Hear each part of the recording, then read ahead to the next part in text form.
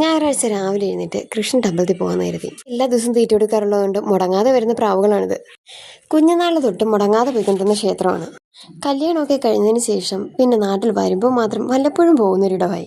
എല്ലാവരുടെ ലൈഫിലും ഇങ്ങനെയൊക്കെയുള്ള സ്ഥലങ്ങൾ ഒരുപാടുണ്ടാവും അല്ലേ? ഇന്ന് തിരിച്ച് എറണാകുളം പോകേണ്ടതാണ്. കൊണ്ടുപോകാനുള്ള കറികളൊക്കെ ഒന്നാക്കാം. ഞാൻ കക്കറച്ചി റെഡിയാക്കാൻ ഇരുന്നപ്പോൾ 2 പേരും കൂടി വന്ന് ഞങ്ങളെ സഹായിക്കാമെന്നും പറഞ്ഞു. സഹായം പെട്ടെന്ന് തീർന്നു കേട്ടോ. അമ്മ കൊഴുവയും കൂടി വെട്ടി റെഡിയാക്കി കൊണ്ടുവന്നിട്ടുണ്ട്. കറിക്കുള്ള സാധനങ്ങളൊക്കെ അടുപ്പിച്ചു കൊടുക്കുക എന്നുള്ളതാണ് എൻ്റെ ജോലി. വീട്ടിൽ ചെന്ന് കഴിഞ്ഞാൽ കുക്ക് ചെയ്യാനായിട്ട് ഭയങ്കര മടിയാണ്. അമ്മയെ കൊണ്ട് തന്നെ ഉണ്ടാക്കിക്കും.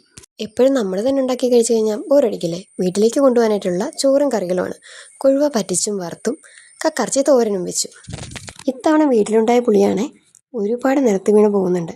അതിൽ നേരത്തെ ഉണക്കി വെച്ചിരുന്ന പുളി എനിക്ക് ഇങ്ങോട്ടേക്കായിട്ട് തന്നുവിട്ട്. സാധനങ്ങളെല്ലാം കാലിൽ കയറ്റുമ്പോഴും എന്തോ ഒന്ന് മറന്നതായിട്ട് തോന്നുന്നുണ്ട്. പക്ഷെ എന്താണെന്ന് മനസ്സിലായില്ല. ഫോണിൻ്റെ ചാർജറായിരുന്നു.